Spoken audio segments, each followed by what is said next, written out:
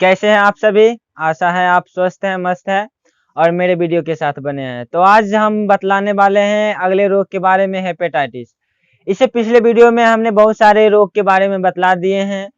अगर नहीं देखे हैं तो प्लेलिस्ट में जाइए और रोग नाम से एक प्लेलिस्ट तैयार है। उसमें जो है एड्स क्या होता है, रेबीज क्या होता है, पोलियो क्या होती है, ठीक है, मलेरिया क्या होती है, इसका लक्षण क्या, कैसे होती है, तो ये सारे हम रोग के बारे में बतला दिए हैं। आप लोग अगर नहीं देखे हैं तो एक बार जरूर जाके देखिए। आपसे निवेदन है कि आप देखिए। अगर आप उससे को देखते हैं तो आप उससे बहुत कुछ सीखेंगे और सीखने के बाद आप भी दूसरों को सजेशन दे सकते हैं और बता सकते हैं कि यह रोग ऐसे होती है, इससे बचने का तरीका यह है और इसमें जो है रोकथाम हम ऐसा कर सकते हैं, ये चीज हम प्रयोग कर सकते हैं। तो आशा है आप देखेंगे। चलते हैं अपने वीडियो की ओर। देखिए आज हम पढ़ाने वाले हैं हेपेटाइटिस, ठीक है। अब हम जानेंगे हेपेटाइटिस क्या होती है। तो सभी जो वीडियो बना है उसमें पहला क्वेश्चन आप लोग करते हैं कि यह जो है रोग कैसे होती है। तो इसमें भी पहला क्वेश्चन है कि हेपेटाइटिस रोग किसके कारण होगी, ठीक है। तो हेपेटाइटिस रोग याद रखना, यह जो होता है वायरस के कारण होती है,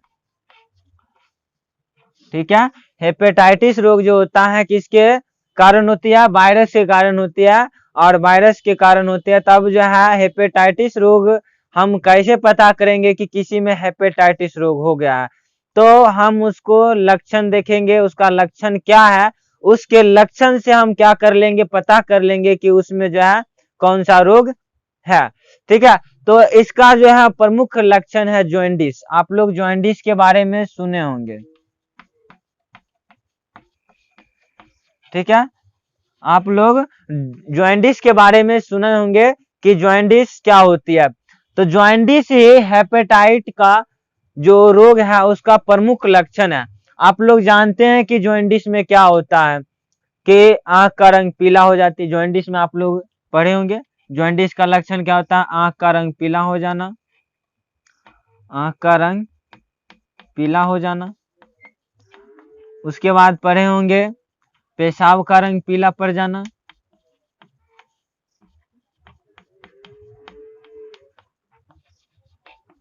उसके बाद आप लोग पढ़े होंगे कि लीवर जो होता है यकृत, वह बढ़ जाती है।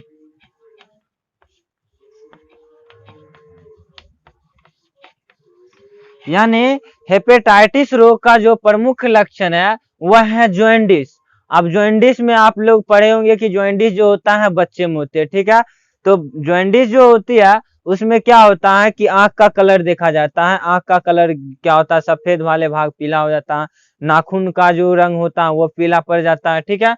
उसके बाद पेशाब का रंग पीला पड़ जाती है। और जो यकृत है, जो लीवर है, आप लोग जानते हैं कि लीवर हमारे शरीर की बहुत ही एक इम्पोर्टेंट अंग है। और आप लोग जानते हैं कि मानव शरीर की सबसे बड़ी ग्रंथि भी यकृत है, लीवर है, ठीक है। अब जो होता है क्या होता है कि लीवर बढ़ जाने के कारण इसका काम जो होता है ब्लड का फिल्ट्रेशन करना, ब्लड जो है शुद्धिकरण करने का काम कौन करता है? आपका यकृत करता है। और इसमें यकृत बढ़ जाती है जिसके कारण क्या होता है कि सही ढंग से काम नहीं हो पाती है। और सही ढंग से काम नहीं होने के कारण जो होता है कि रक्त में एक जो है पदार्थ होती है उसकी मात्रा बढ़ जाती है, वो है बिलुरुबिन। क्या है? Bilirubin, bilirubin. आप याद रखना कि रक्त में क्या होता है कि एक विषैला पदार्थ या ज्यादा मात्रा में जो होता है एक पदार्थ स्रावित होता है, उसकी मात्रा बढ़ जाती है। तो कौन सा है? बिलुरुबिन। अब ये बिलुरुबिन के कारण ही आंख का रंग पीला हो जाती है। उसके बाद पेशाब का रंग पीला हो जाता है, नाखून का रंग पीला हो जाता है। ये सब पीला होने का रीजन क्या है कि हमारे यकृत जो है सही ढंग से काम नहीं करती है। सही ढंग से नहीं काम करने के कारण क्या होता है कि उसमें बिलुरुबिन की मात्रा बढ़ जाती है और जिसके कारण क्या होता है ये सब लक्षण दिखाई देने लगता है। और जैसे ये सब लक्षण दिखाई देने लगता है तो यह जो है प्रारंभिक लक्षण है हेपेटाइटिस का, ठीक है। हेपेटाइटिस का प्रारंभिक लक्षण है कि ये सब आंख का रंग पीला हो जाना, पेशाब का रंग पीला हो जाना, नाखून का रंग पीला हो जाना, ये सब प्रारंभिक लक्षण है। अगर ये दिखाई पड़ती है तो इसमें क्या होता है कि जल्द डॉक्टरों के पास जाके उसका जो है सही ढंग से इलाज करवाएं और इसका जो है जितना भी रोकथाम हो सके उस पर ध्यान देना है। ठीक है, तो अब देखो इससे हम कैसे बच सकते हैं रोकथाम में। तो देखो ये आप जान गए कि किसके कारण होता है। अब इसमें जो होता है वायरस के भी बहुत सारे, hepatitis A B C D E F G H, यानी कि ये जो होता है बहुत तरह का होता है, A B C D E F इतना तक, और भी होता है hepatitis A, hepatitis B, hepatitis C, hepatitis D E F. ठीक है, इस तरह से बहुत सारे हेपेटाइटिस है, जिसमें से ए और बी ये जो है मुख्य रूप से इसका जो है जॉन्डिस प्रमुख लक्षण है। ठीक है, अब रोकथाम में हम क्या कर सकते हैं, या नियंत्रण पहले सुन लो, नियंत्रण में हम क्या कर सकते हैं। ठीक है, नियंत्रण के लिए हम क्या कर सकते हैं, तो नियंत्रण में क्या कहा जाता है कि जिसको भी जॉन्डिस हो जाता है तो उस व्यक्ति का जो है लीवर बढ़ जाती है, और लीवर बढ़ जाने के कारण उस व्यक्ति को क्या करना है कि भोजन ऐसा देना है जो कार्बोहाइड्रेट युक्त होना चाहिए, उच्च कार्बोहाइड्रेट युक्त उसका भोजन करवाना चाहिए। ठीक है, रोकथाम में पहला क्या कर सकते हैं, कार्बोहाइड्रेट युक्त भोजन देना है। ठीक है, यानी कि नियंत्रण में हम क्या कर सकते हैं कि कार्बोहाइड्रेट युक्त उसको क्या करना है, भोजन देना है। और आप जानते हैं कि जॉन्डिस जब हो जाती है तो उसमें क्या होना चाहिए कि रोगी को ज्यादा से ज्यादा आराम की जरूरत है, उसमें रोगी को आराम करने की जरूरत है। इसलिए दूसरा आप उसमें नियंत्रण कर सकते हो, रोगी को ज्यादा से ज्यादा क्या करना चाहिए, आराम, ज्यादा से ज्यादा आराम करना चाहिए। ठीक है, ज्यादा से ज्यादा जितना आराम करेंगे उतना इसके लिए क्या होगा कि फायदे होगा, और ये जल्दी ठीक हो सकते हैं। उसके बाद आगे हम क्या कर सकते हैं कि जितने भी मसालेदार युक्त भोजन है, ठीक है, आप लोग सुने होंगे जिस बच्चे को हो जाता है तो उसको बिस्कुट खाने से रोक दिया जाता है, उसको नमक नहीं दिया जाता है, उसको जो है मसालेदार जैसे कि आपको बहुत सारे चटपटा जो है भोजन नहीं दिया जाता है, वो सब बंद कर देते हैं। इसका रीजन क्या है कि अगर ये सब खाता है तो फिर से उसका लीवर बढ़ जाएगा, और बढ़ जाएगा तो फिर से वो क्या होगा, भयंकर, कभी कभी ऐसा हेपेटाइटिस हो जाती है कि जिसके कारण उस व्यक्ति की मृत्यु भी हो सकती है।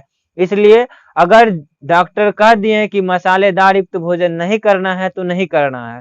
ठीक है, तो तीसरा हम क्या कर सकते हैं कि जितने भी मसालेदार भोजन है उसको नहीं देना है, मसालेदार भोजन। ठीक है, मसालेदार भोजन में जितने भी नमकीन है और घर में जो बनते हैं मिर्च मसाला डाल के बहुत बढ़िया से प्याज व्याज, वो सब नहीं देना है। ठीक है, उसको साधारण सी भोजन देना है, जिससे क्या हो उसका लीवर जो है आसानी से पाचित कर जाए, और आसानी से जब पाचित कर जाएगा तो क्या होगा कि उसको यह जो है रोग से जल्दी निजात मिल सकती है। ठीक है, तो ये नियंत्रण में, और नियंत्रण में और क्या कर सकते हैं, एक है कि आप जैसे कि पढ़े बहुत सारे टीका के बारे में, अभी जैसे कोरोना है तो उसमें टीका पढ़ते हैं कि कोरोना का टीका लिए, पोलियो का टीका, हेपेटाइटिस का टीका लीजिए। ठीक है, मलेरिया में जो होता है, क्षय रोग में जो होता है बीसीजी का टीका लेना पड़ता है, तो बहुत सारे टीका है उसको दिया जाता है। तो इसमें भी क्या है, हेपेटाइटिस रोग में भी क्या होता है कि एक टीका दिया जाता है जिसको कहते हैं इंटरफेरॉन। ठीक है, इंटरफेरॉन सुई।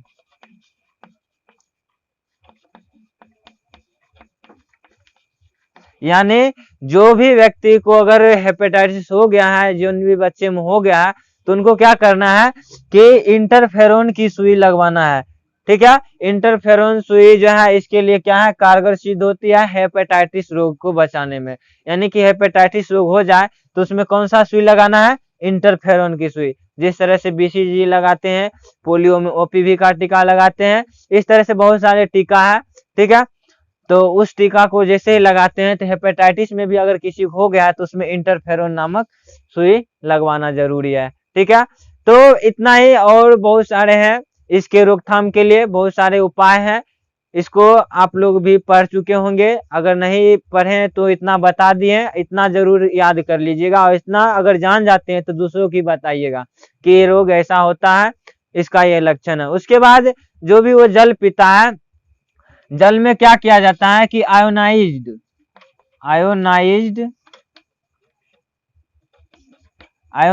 और यूवी किरणों से उपचारित होना चाहिए।